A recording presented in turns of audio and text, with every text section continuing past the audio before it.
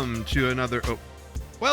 to another episode of Trek in the Valley, the non-encyclopedic Star Trek The Next Generation recap and rewatch podcast.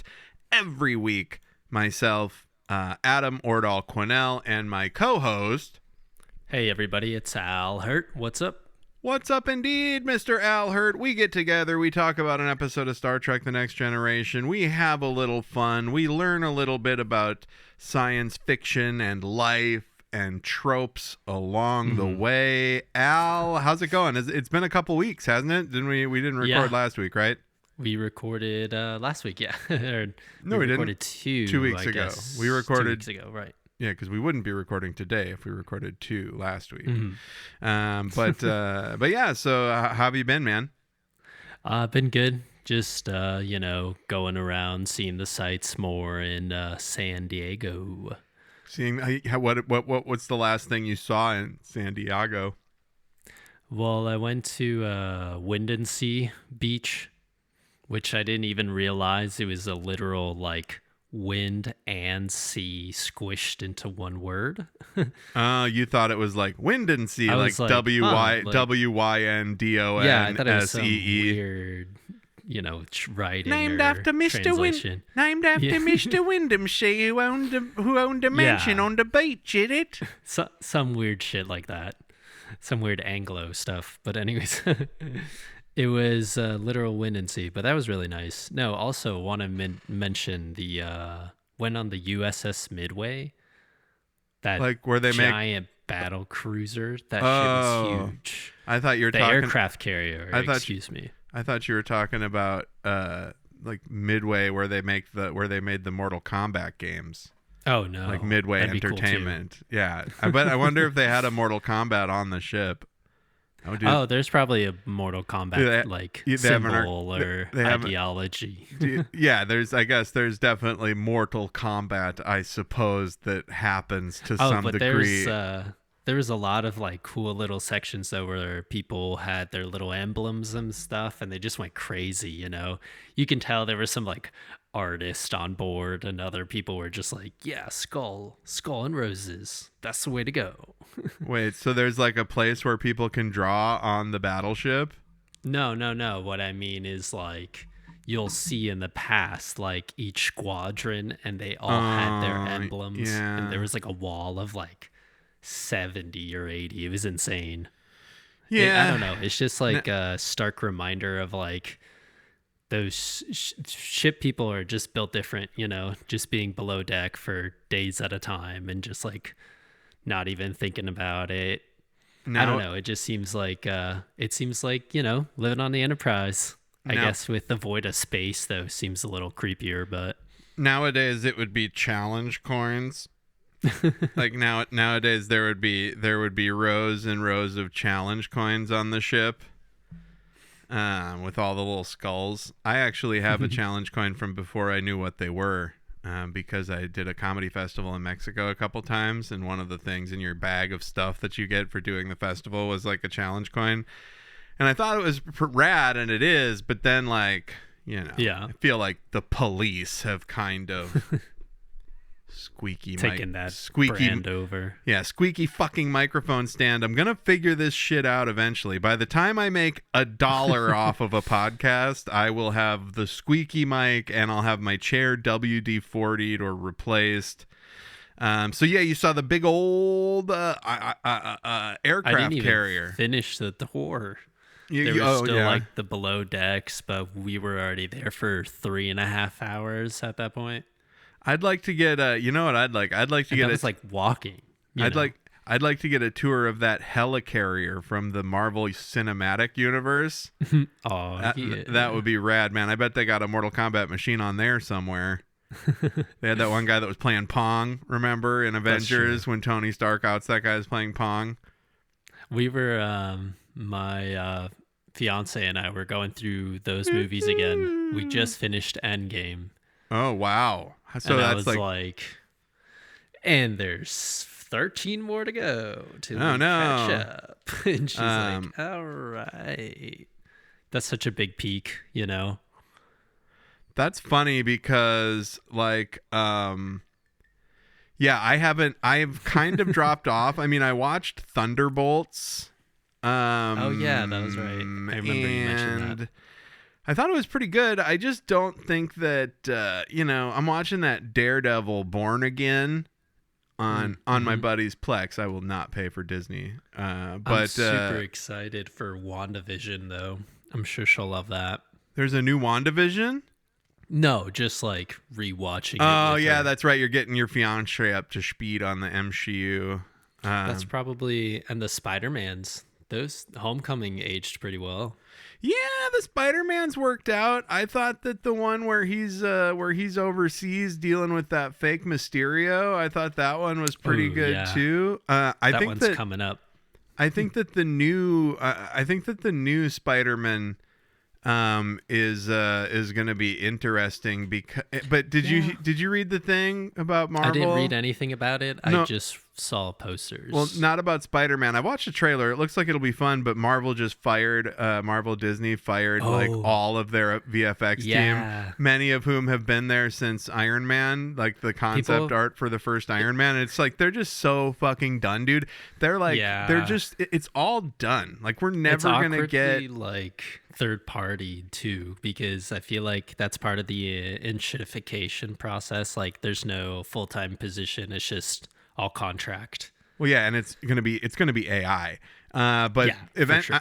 I was just really hoping that Gen AI and LLMs. I was just really hoping that the bubble would burst on that before the big studios fire, like the day before they were gonna fire all their VFX people. But it just didn't happen fast enough. The shithead billionaires have kept it at bay for long enough. But yeah, like I watched the trailer for the new Street Fighter movie. They released a new trailer. Oh no. Well, here's the thing. It looks fucking crazy. And I can't say that it looks bad. It's probably going to be the best live action Street Fighter thing ever, but what's that competing against, exactly. The 90s one. Mm-hmm. But here's what it looks like. It looks like somebody went into Sora or an AI, and I feel bad saying this because I know real people worked on the movie, but the trailer looks like it was AI generated in the sense that somebody went Street Fighter movie with Cody Rhodes as fucking Guile and Jason Momoa as Blanca and who's the big one? Oh, Curtis 50 Cent Jackson as Balrog. And he really looks AI'd up. Like, it is crazy, dude. But it's not AI. But I think they stylistically made it because they get AI. Creatives sometimes get AI confused with video game in their heads, I think. But I think it's like the glossiness too, and I feel like the way they don't have any like shadows and features and stuff. But that's like maybe they're getting their concept art as AI now that they fired all the concept artists. Then these people are just like that's their frame of reference, right? The problem is I morbidly found it to be a very interesting trailer. And I'm definitely going to watch the shit out of that Street Fighter movie because Street Fighter was always my jam more than Mortal Kombat. So the fact that Mortal Kombat got this like life as B movies forever and Street Fighter's just had been like relegated to anime or whatever. It's always been a bummer, and it's just looks so fucking goofy. Like, it truly looks like a trailer that was made to just be a trailer. Like, you cannot imagine that there's a complete movie attached to it. And it's just going to be completely insane. Like, they punch the car, like they do the car punching, like in between fights in Street Fighter. It looks very funny. But we're not here to talk about Street Fighter. In fact, we're not even here to talk about this week's episode of Star Trek: The Next Generation, because first we have to get to our official segment. What does Al remember? I had the soundboard muted, so I played the wrong sound cues multiple times. Depending on how much time I put into editing this, we'll see if that's still in there. All right. But this is What Does Al Remember? And this week, Al, we're reaching way back, buddy. I need you to put on your memory man. hat. We're going way back into the annals of Star Trek history, and we're going to talk about Star Trek The Next Generation, Season 1, Episode 6, The Lonely Among Us. Now, here's what I care to guess, and I'm not betting against you by any means, but I cannot imagine you remember anything at all based on the title, The Lonely Among Us. Like, do you have fucking any, like, give me one, like, tell me literally Among Us. Tell me anything other than they were zipping around out there Maybe they for were The on Lonely their way Among Us. to save a colony. So that's a good bet. It's surprisingly wrong. It's one of the only times that's wrong in the history of Star Trek. And TBF, that's to be fair, for the Gen Xers that are listening. TBF, I wouldn't know anything from this either. And I don't even think you would guess it if I gave you this premise, how it starts. So here's how it starts. Okay. There's two warring races. One looks like dog people, and one looks like lizard people. Yes. And they're arguing, and Enterprise is serving as a transport to take them to like peace talks or something. For murdering the other race, right? For some reason, I feel like I kept mixing this up with the animated series. I think you might still be mixing it up with the original because series too. This is where, remember, let me see if this jogs your memory. One of the races eats live animals. And the other race doesn't. And the Antikins prefer their food live, not dead. And I'm just trying to find if anybody gets killed. One murdered the other, and then like they had framed it as somebody part of the Enterprise had murdered them. And then Picard's like, I know you wouldn't do that, but let's try to figure out who did it. So no, there's a saboteur on board. Is what's going on.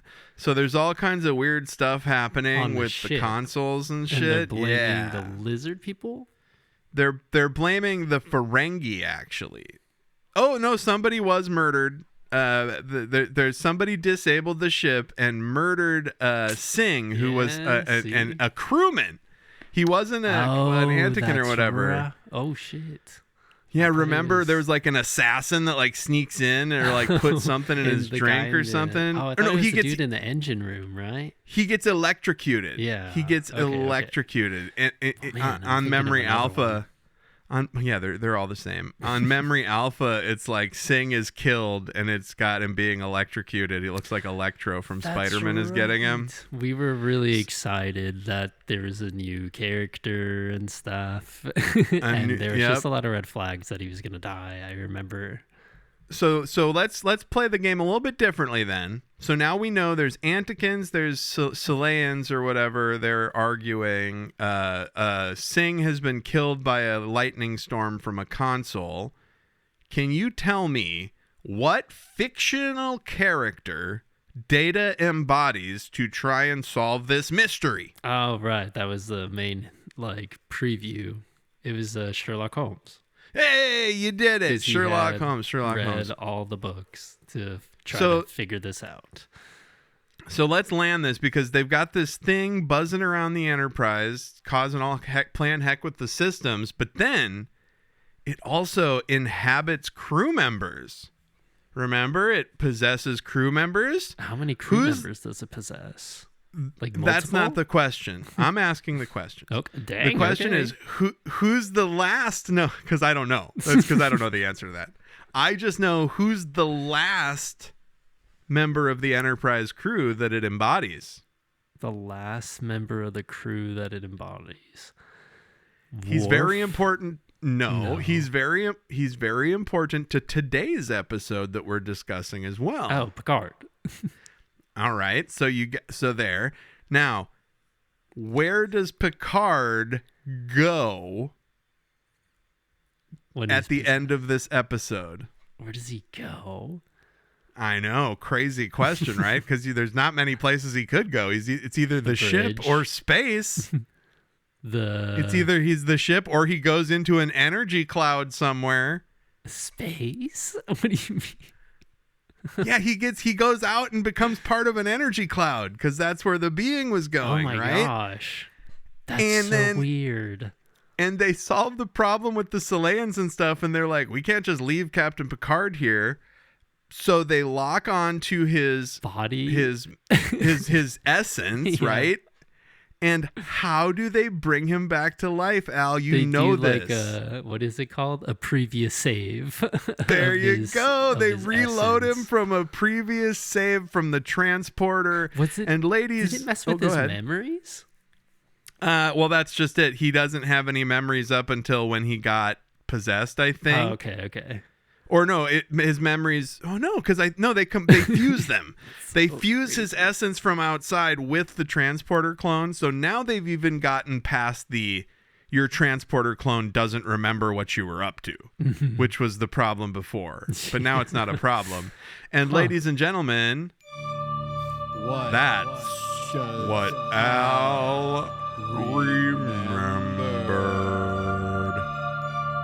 That was a stacked episode. There was a lot going on. It was. And I like that. That's how I'm going to do What Does Al Remember? I'm going to have more specific questions for you and stuff so we can kind of riff on what's going on. And yeah, good job, man. You remembered a couple of things. Good job. Long time ago. Oh, dude, it feels like it. Yeah. It was like 30 weeks ago, probably. Now, that brings us to today's episode. If you had to guess, Al, what number... this is a bonus question. What number episode of Trek in the Valley is this? 157? 159. Close. So close. So this is episode 159 of our delightful little science fiction podcast. And the episode title is Time Squared. Get it? Like Times Square. TNG episode title. I read my heading from the thing. It's 420 week. Everybody shut up. Oh yeah, happy 420 by the way. This episode comes out the day before on 419, which is the anniversary of when my wife and I saw the band Sleep at First Avenue. Cool. Before we knew that Matt Pike was a raging tinfoil hat anti-Semite, which is a huge bummer. He's the guitar player for Sleep. It's a big, massive bummer. This episode is season 2, episode 13 of Star Trek. You got to just throw the people out. Like, that's what people don't understand. That's why people get in trouble online and shit. Like, if somebody does something heinous that there can't really be repercussions for, you gotta just be done with them. Like Louis C.K. is headlining the Hollywood Bowl as part of Netflix's A Joke Festival, and it's like, y'all, you gotta just be done. Like, he's not even that funny anymore. Like, what are you keeping around? And did you see Dave Chappelle? I was about to say, did you see Dave Chappelle? Article that came out about him complaining about people not getting him anymore, and it was like, no. You've been gone. Worse. Dave. What are you talking about? No. It's worse than that. It was an NPR interview, which is actually the outlet that did the Matt Pike interview, right? But so Dave Chappelle said he's mad that the Republicans ran on anti-trans stuff because he said they weaponized anti-trans sentiment, and he goes, and that's not what he does. And it's just like, dude, you invented that, you know? You and the Harry Potter lady, you did that. It's kind of weird. It's like, oh man, these people don't understand nuance. And it's like, I don't even know what you were going for, though, Dave. Yeah, we're in hell. No, he was just being transphobic and weaponizing. He was weaponizing transphobia for money. And that's different to him, I guess. But this is season 2, episode 13 of Star Trek The Next Generation. Time Squared. It aired on April 3rd, 1989. We're catching up. This is almost like we're almost synced up, right? So the synopsis from Paramount Plus. Actually, this was written by Kurt Michael Bensmiller and Melinda M. Snodgrass. Melinda Snodgrass would go on to work on Buffy and shit, I believe. Oh, cool. And this was directed by Joseph Scanlon. And someday we're going to do something with that information. I'll have like a quiz or something. I'll be like, who directed these episodes? And that would be awful for both of us. Paramount Plus synopsis. Our witty scribe, our definitely never going to spoil anything synopsisizer over there at Paramount Plus says the USS Enterprise discovers a Federation shuttle containing an exact double of Captain Picard from 6 hours in the future. Oh, so we can just skip Act 1. Wow. Yeah. So thank you so much. We can just skip right on over Act 1 and just pop on up to when Picard's looking at himself on the table. That was part of the 1-2, with the 2 being the 6-hour fact, you know? Yeah. These synopses are out of control. Ada said the USS Enterprise discovers a Federation shuttle containing a mystery that may imply ramifications for the entire crew. There we go. Like that's not Dude, so I'm watching this very dumb anime called The Darwin Incident. Yeah. Truly the dumbest shit I've ever seen in my life. It's like about vegan terrorists, and there's a guy who's like a half chimpanzee, half human, and it's a huge deal, and the vegan terrorists want to be their leader. It's awful. And I'm watching it with the dub because the co-host of my other podcast was like, "No, dubs are good now. It's not like it used to be, etc." He's like, "I watch subs, but I also watch dubs." And so yeah. But it sucks because I'm a dumbass, and I sometimes, because especially if a show sucks shit, and I've committed myself to just watching the story because I'm fascinated, like a 7-episode car wreck or a 10-episode car wreck or whatever. Yeah. And I looked ahead on the synopses, and they just spoiled a massive fucking thing, like right in the synopsis, and it was tough to even watch the episodes leading up to it because it's just not good. But that sucks. we don't run into that problem here because there is a couple of surprising things, even though they ruined 2/3 of the plot. Yeah, it does. It gets interesting. It varies. So here's what varies. Typically, these episodes start with the Enterprise, quote unquote, zipping around out there. I would say 50% of the time they're bringing some sort of inoculation or vaccine for some sort of space virus. What would you say if they're not bringing a vaccine? What are they doing?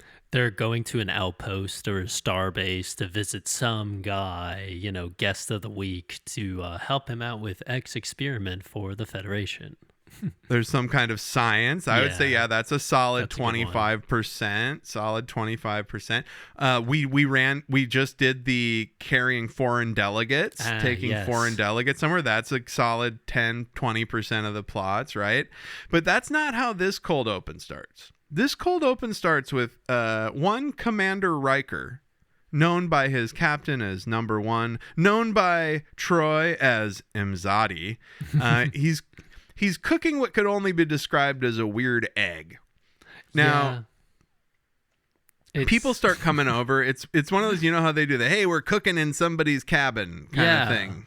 I think this is like really refreshing though, because what you were saying before, it's like compared to them just working or going on a mission, it's like there's been enough episodes now to where the writers can just literally dick around and like write little tidbits here and there, and it's like, here's the crew just hanging out. That's what's nice about Star Trek. I mean, this was still basic cable. They can't literally dick around. you can't do full frontal just because it's cable. Now, here's what I think is funny. Everybody comes in, they talk about food. They're like, "Oh, Data, you don't understand why it's sometimes beneficial to make something instead of using the replicator. Data's you like, dumb fucking robot. You dumb fucking robot." Oh my God. But Pulaski's actually slightly less racist. I do think that's one thing that they've done well is they've made her less racist to Data but here's what I want to get to. He's making an omelet supposedly, but it turns out to just be the most disgusting looking, like it looks like prison scrambled eggs. Like when you see when you look at the Instagram of a prisoner who's like, this is what we ate for lunch today, it's like, holy shit, it looks terrible. And he calls it an omelet still. Everybody says it's gross, and he's like, what? A cook's only as good as the ingredients. And Worf's like, in human stuff, don't women share in the cooking? It's a very funny scene, but Worf loves it. Yeah, Worf loves it, but I don't Worf's know. scarfing it down. I think it comes off as like he used the wrong egg or something, or he definitely didn't season he used it or an something. alien. He bought space eggs at the last outpost. But it was why wouldn't you try him first? We didn't see him season anything. No. And also there was like shredded cheese on the table. No cheese on there. No sour cream. There's so many things you could do to cover up the taste of an alien egg. But we don't even get to that. He doesn't even get to fix dinner because Picard needs his number one boy. So he puts in the blip blop.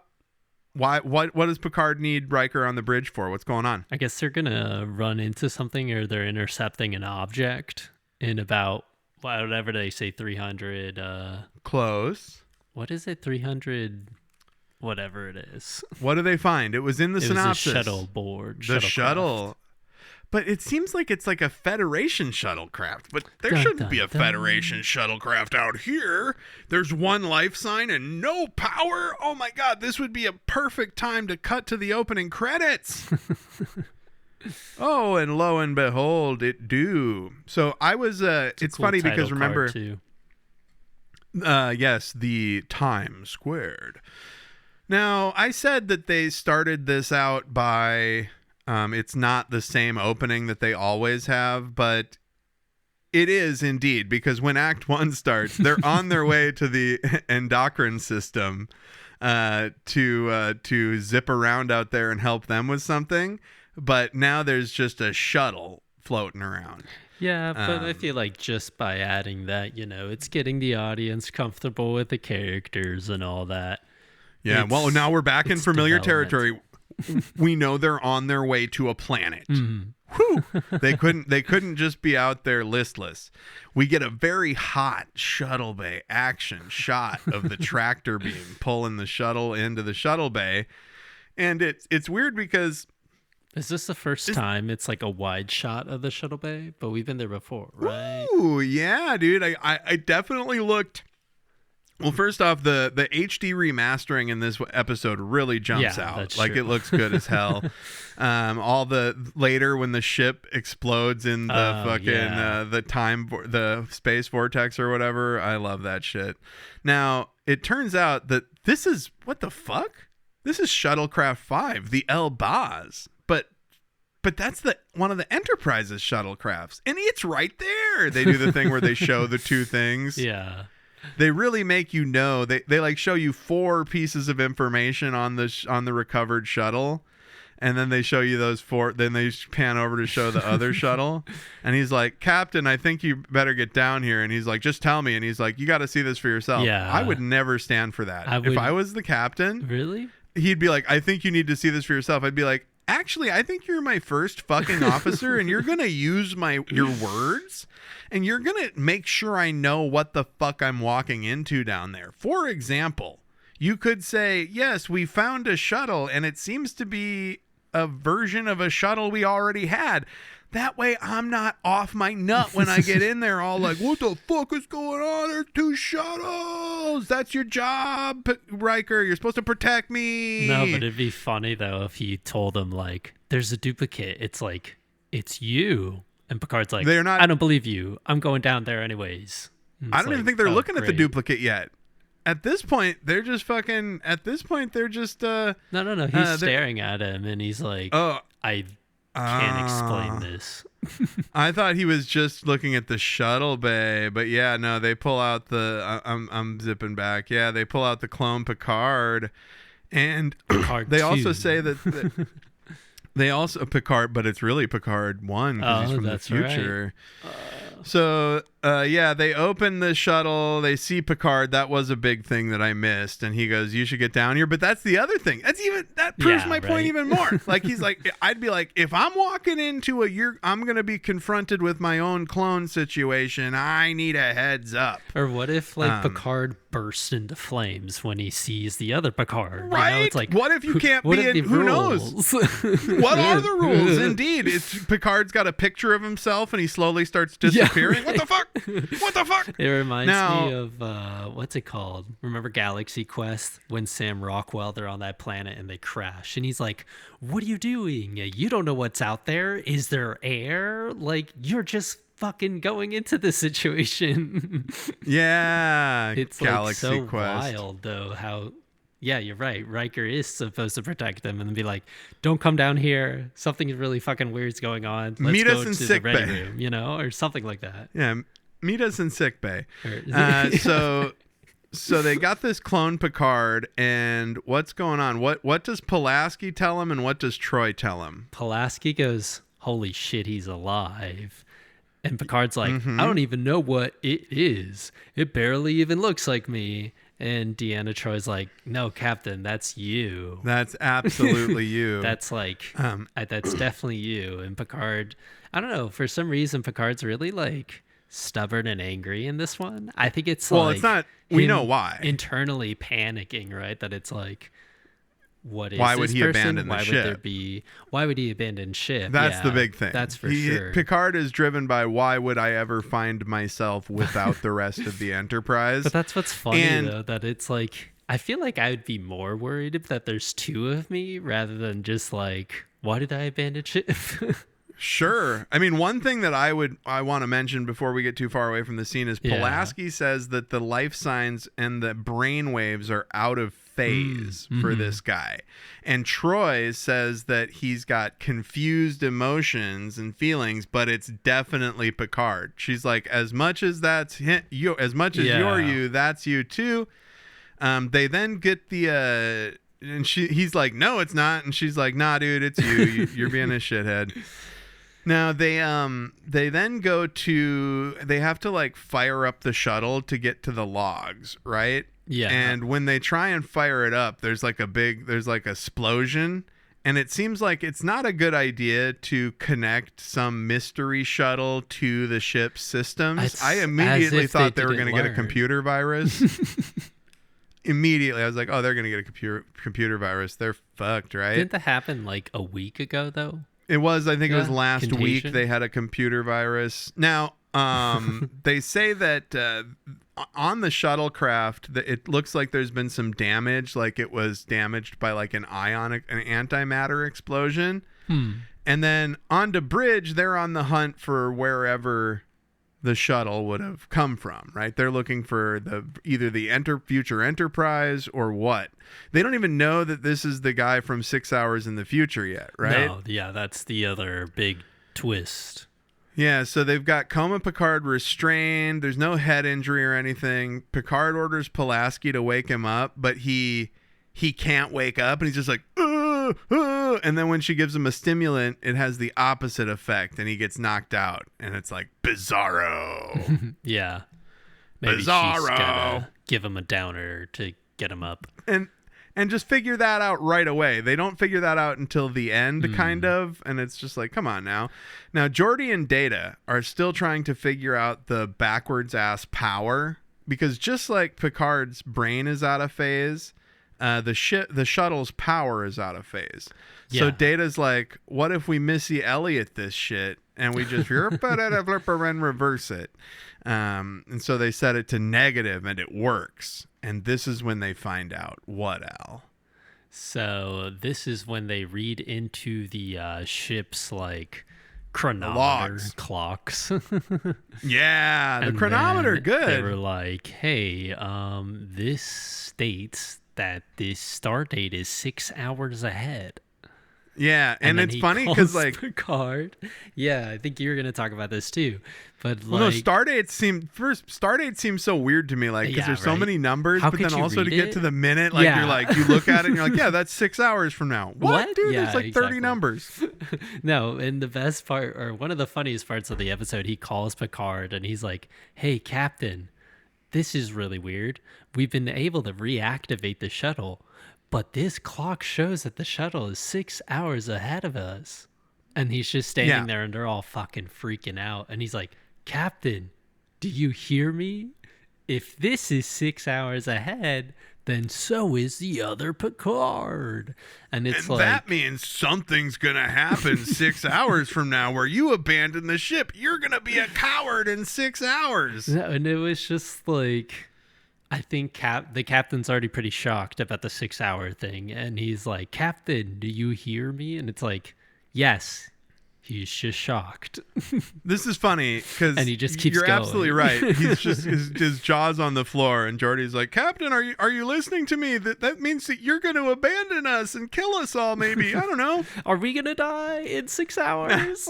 Oh man, we watched for my other podcast. We watched If I Had Legs, I Would Kick You, Oh, and hell this yes. this lady's got a kid who's hard to deal with, and she's constantly like, "Are we gonna die?" 10 out of 10, dude. That movie's insane. Yeah, I'll never watch it again. Oh, but, it's hard. It was good, yeah. So in Picard's logs at the beginning of Act 2, he says the coma Picard is a facsimile, but it isn't really me. And it's like, no, it's not a facsimile, dude, and it is really you. It's actually the opposite of a facsimile. It's just oddly like- that's that's really you. Yeah, it's just like more cope, in his logs. Cope Yeah, he's burger. like, Yep. no, no. I've got to officially log my cope. That's when I go on to Bluesky. That's when people go on to Bluesky and they're like, Kamala Harris should have won the election. It's fucking cope. Now, coma Picard is awake briefly, and Picard stops Pulaski from giving him a sedative because he wants him to kind of wake up and clear his head, right? And she says she's never seen anything like this, and it's just like, which thing? Like you haven't seen anything like a clone from the future. You haven't seen anything like out of phase brainwaves. You haven't seen anything like medicine works backwards on somebody. Like, god damn, which of these things is unprecedented No, to you? and All of it, some of it. The funny thing too, though, I mean, I guess like Picard hasn't faced time travel in person, but the whole actually thing, I was reading about this episode online, before we recorded, and a bunch of people were bringing up, and it was like, Kirk and the gang they've already done time travel. Isn't there an There's episode been a where lot they, of time travel. rewind the clock and they like control time for a couple seconds? And the I crew can't was just remember, but like, all right, we're out. It sounds familiar. And we were both just like, that's like godlike powers, and they just totally left it at the table. Well, some of the time traveling stuff had to remain a secret, so it didn't fuck up that's the true. timeline. But yeah, you are correct. Time travel, they should be like, must be like, that's what I like about Lower Decks, because when Lower Decks, like if this happened in Lower Decks, they would immediately be like, is it a time travel guy, a transporter clone? Which is it?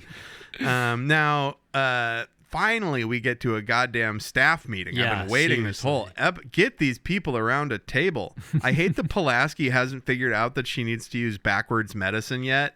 It's like, it's pretty obvious that you give him a sedative and he'll go to sleep. You give him a sleepative and he'll wake up. The fact that like Geordi and Data don't even bring that up, or they were kind of just like, it seems to have the opposite effect. I just feel like that's common talk, It's Everything like is shop talk. backwards. Yeah. Everything is backwards. Now they have 319 minutes from now. The thing happens. What do they find in the shuttlecraft logs? Just the shot of the ship going away, and you see Riker in the deck, just kind of, You just watch listlessly Picard get into the shuttle.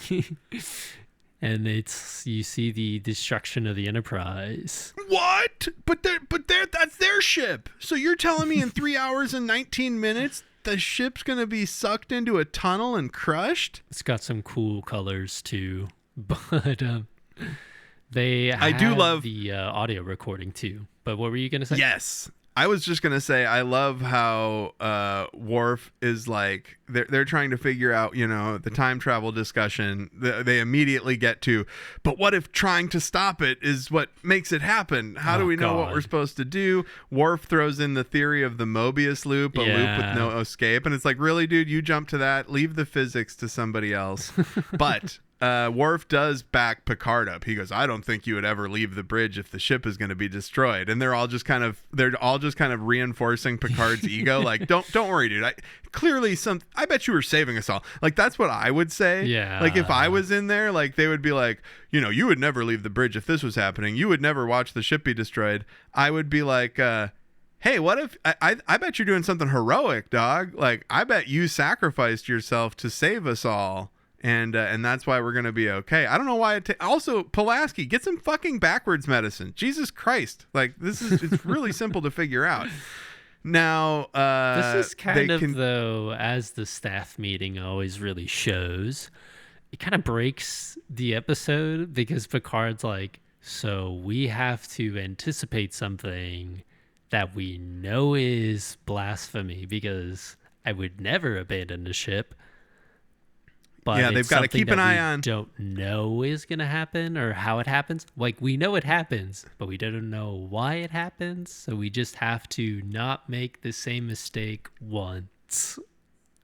Yes, we got to not make the same mistake. We have to not make the same mistake the first time. And I love that for them. And they'd say, then they're just like back on course to the endocrine system. Mm-hmm. And they're going to keep doing their thing. But they know that in 3 hours and 20 minutes, some weird decision is going to be on the table.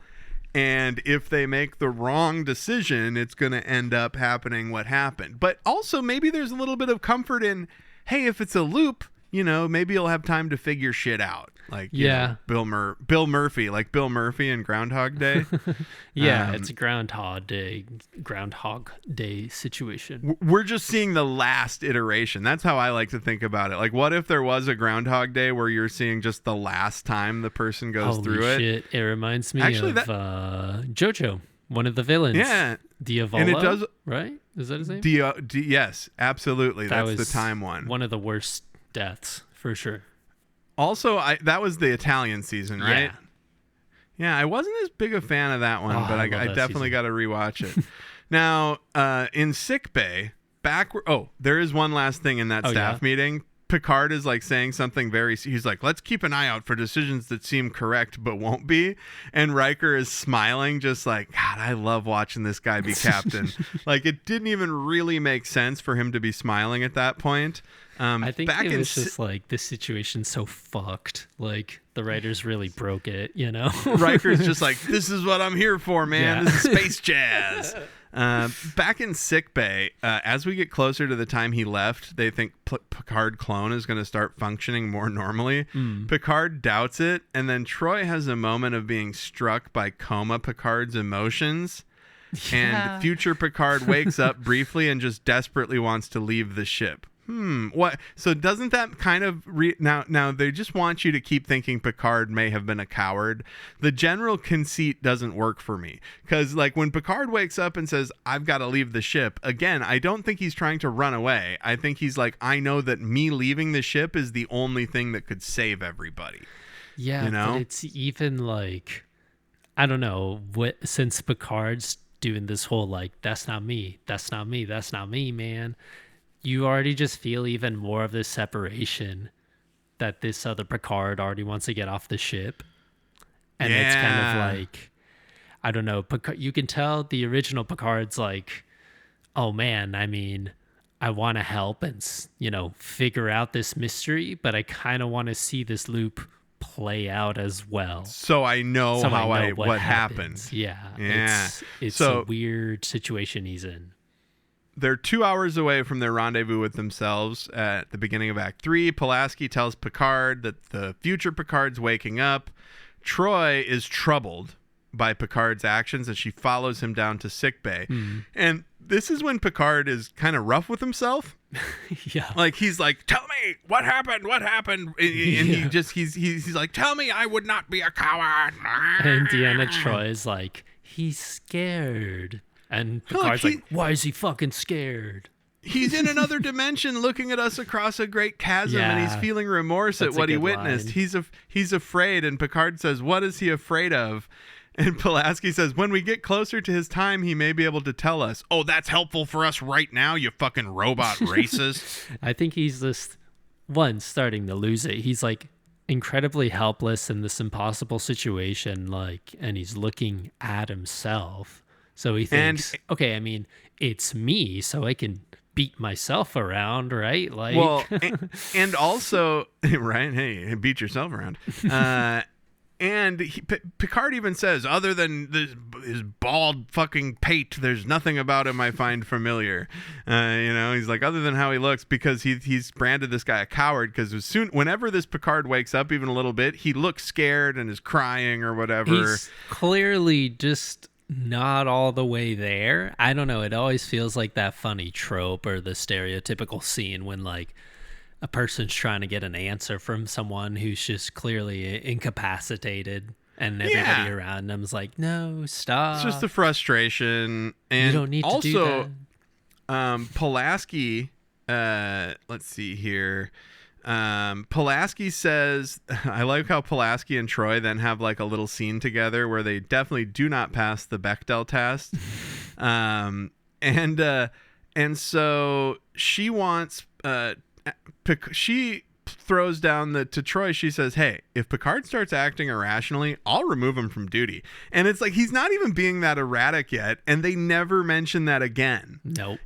Because there have been times when it's been necessary to relieve the captain of duty, but they just, there's like a big dramatic bit of tension between her and Troi about it. And he wasn't even being that crazy yet, and he was just reacting to seeing his time clone, basically. Yeah, I just it doesn't really justify it. I was surprised that Pulaski decides to bring this issue up now, but I mean, I guess, depending on how you interpret the end of the episode, you can. Well, yeah, you can give good argument whether he needs counseling or not after that.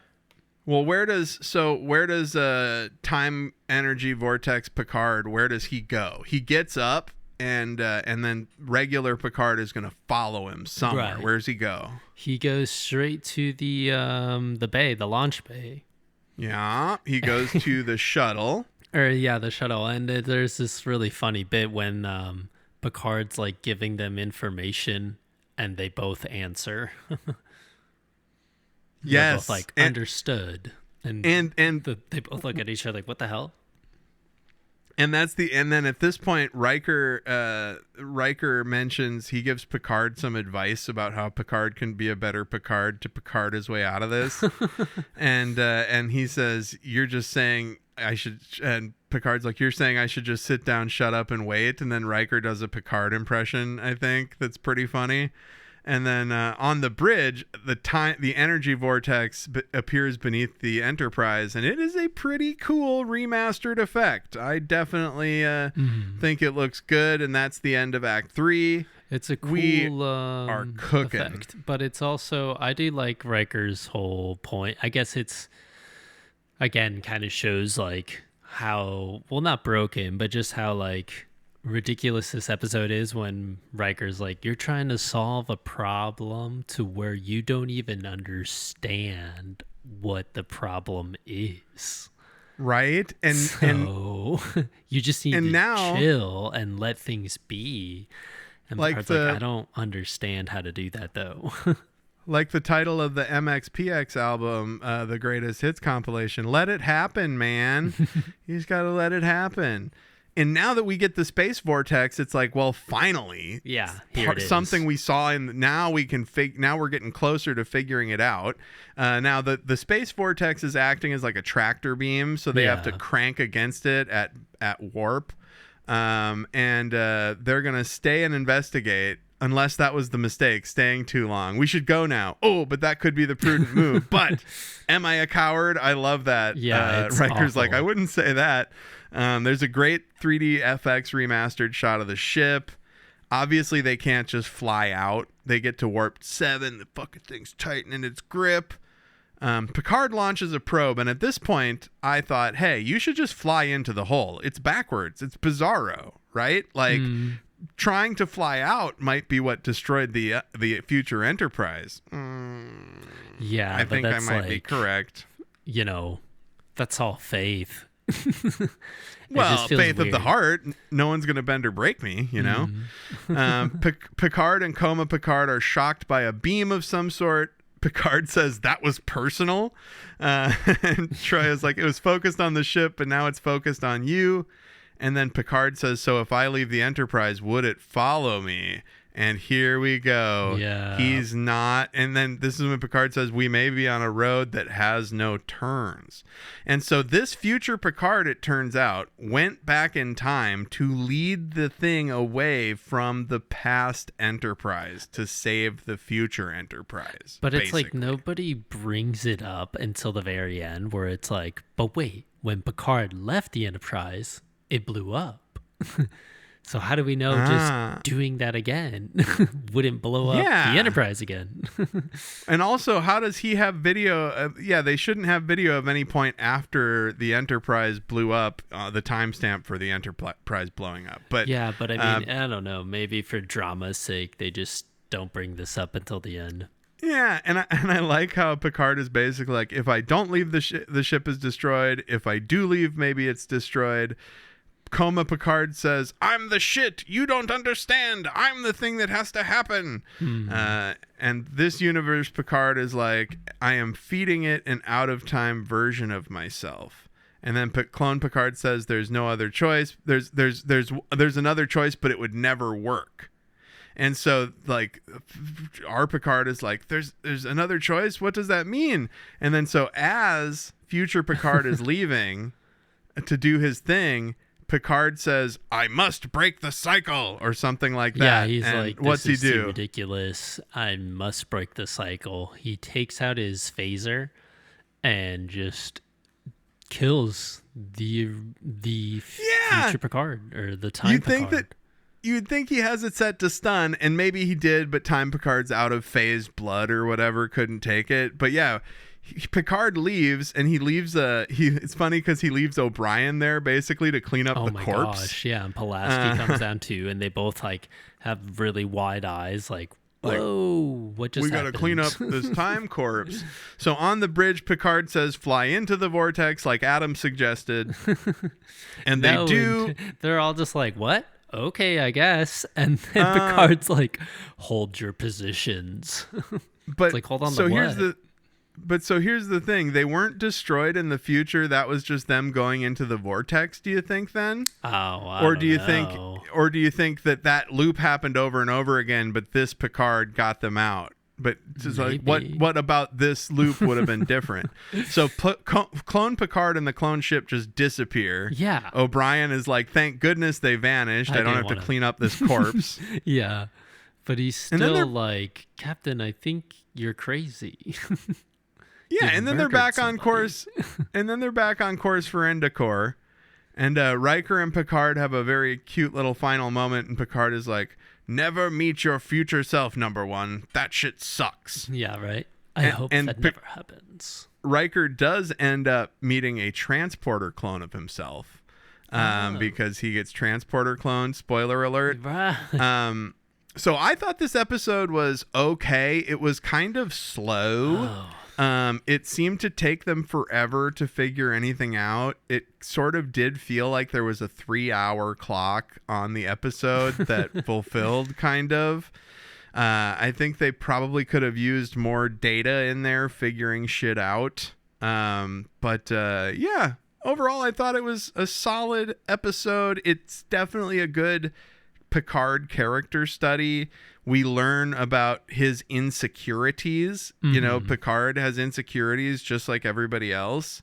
And he's sort of, face to face with, but he's not being insecure. He was wrong. Yeah, I just felt like there was a lot of I felt like too many cooks in the room, sort of, where it's like we had different ideas for the episode and where it was gonna go, and then it was just like, oh shit, we gotta finish this. So just have Picard kill the other one or kill himself. Yeah, but I guess it was. I don't know. I think that was interesting. It just felt very out of character instead of Picard trying to be like, that's another life. Like, we have to negotiate. You know? I think it was him. And him freaking out. I think it was him just making a decision, right? Mm-hmm.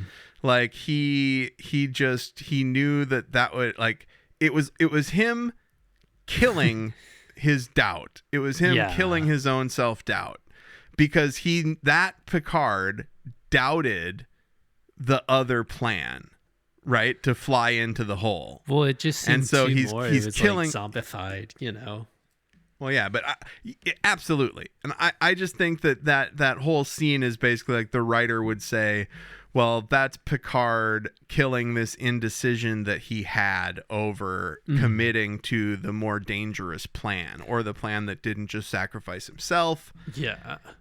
And yeah, so what did you think, man? I thought the first half was like freaky, and what I was telling you before too, we recorded, where it was like, this feels like a one and done. Because now that you know what happens, if you watch it again, I don't know, it doesn't age as well. I think like the way you framed it more as like a Picard character study, like it would have been well, it did kind of delve into that, especially with Riker and stuff. But it's like, unfortunately, I feel like the characters are too smart for this plot to work or hit as well, because it's like they say the awkward part out loud during the staff meeting, and then during Riker giving advice, where it's like, buddy, this is an impossible situation. Like, how are you supposed to know what you're not supposed to do if you don't even know what doing it happens? You know, it's like it's like such a weird mind fuck. But what I learned actually by, you know, going through the internet and stuff, I saw like 2 different sources or 3 different sources that said like, apparently the original script had Q behind everything, like Q behind the vortex and stuff. Oh, it was a test. That makes a lot of sense. And that actually, like, you know, Deanna Troi said, oh, there's life in the vortex, and that it was like this whole mind fuck by Q. Oh man, that would have been better. And I was like, see, that kind of, I see the idea there, where it's like that kind of completes more of the thing. But I feel like what you were saying too, it's like they were testing out Patrick Stewart's acting, and like this is what leads to there are 4 lights, right? You know, it's like I think that's what they're like trying to see. They're making it more complex. Yeah, exactly. They're adding a level of complexity and vulnerability. Yeah. You know, we don't often see him being vulnerable, and that's good. And I mean, I don't really realize like why the episode was better until you really do bring that up, because that's probably what saves the episode. Because otherwise it would have just been like this weird, how does the Enterprise not know about time travel at this point? Yeah, you know? And I could have not used... even like, they could have turned to Data and be like, hey, Data, look up every instance of this shit happening. Yeah, they don't even consult the computers about time travel or time clones or whatever. But, so, I don't know. It was entertaining, but it's a one and done. So how many space vortices do you give this? 1 to 5. I would say like a vortices. 2. Jesus Christ! I was gonna say a 3, and I thought I was being harsh. No, I 2. Didn't really like it. Well, yeah. There's literally 0 action. There's 1 explosion. It's weird. I like the first half for different reasons, because of the mystery and the whoa, what's going on and stuff. But then it's like that effect only lasts the one time you watch the episode, right? Because it's like you don't have that surprise. The second it loses half steam. is like, I feel like the second half is when Han shoots, you know, Greedo in the cantina. It's like, oh wow, he isn't like this G-rated lovable, like, oh shucks, I'm just some guy. It's like, no, I'm here, I'm serious. Like, I will kill somebody if it means saving the crew. I will kill the past. I will kill the future and the past. Yeah, he was just like, we need to stop the cycle. I just remember just being like, whoa, what? Okay. Damn. And then it just disappears. Nice. So Time Squared only scored a total of 5 betwixt the two of us. 3 from me, 2 from Al. I did think that there was things to like about this episode. But honestly, the most memorable part was the disgusting quote unquote omelet at the beginning. Like that, calling those gross scrambled eggs an omelet kind of breaks my heart. Like, the future doesn't know shit. You've become soft. Well, you should be able to make a good fluffy omelet with a space egg. No, the best part too is that Data's just like, why don't you just print it? It'll be better. Just replicate it. Just replicate the shit, bruh. Just replicate it. It's easy. Well, that is our discussion of Time Squared, which brings us to our final segment of the week. Oh, I did the thing again. Our final segment of the week. Captain, Adam and Al are recommending things. I repeat, Adam and Al are recommending things. I'm gonna go first really quick because it's quick. Go Watch the Godzilla -0 trailer. That's my recommendation. We're already a little over an hour, so just after this, pull up the -0 trailer in 4K wherever you can watch it. It's gonna be really cool. I hope Godzilla fights somebody else. I'm excited. All right, what do you got, Al? I got like 2 music things. Lay it on us, buddy. The first one's an album. It's this dubstep guy, Leotrix, and it's Prediction Affliction. It's some cool artwork on it, but it's funny now because now that he has a proper album, you could see more and more people like kind of listening to his stuff for the first time, and a lot of people describe it if it's like, if Flume and Skrillex like had a baby, this is what it would sound like. It's kind of like Flumix. Nice, beautiful melodies and stuff, but mixed with like really hard-hitting dubstep kicks and snares. So that's pretty cool. And then for the other project, it's a small EP. I guess it's 2 singles, but it's called The Break of Dawn, and it's with G. Jones and Eprom. And it's Break of Dawn and then The Real, which is more like, I guess, jungle music, a lot of amen breaks, amen breaks, and, snare rolls and like crazy samples and sirens and shit. So it's dope. Yeah, don't listen to it in the car. Sirens, they'll fucking scare you every time. So I'm recommending Godzilla -0. You're recommending Leotrix and G. Jones and Eprom. Leotrix. Is it Leotrix or Leotrix? Leotrix. Leotrix.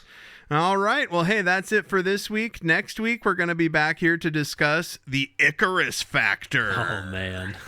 All right. Well, thanks for listening. See you next week. Do all the stuff in the bumper. Leave us a review. Thank you so much for listening. Bye. Bye.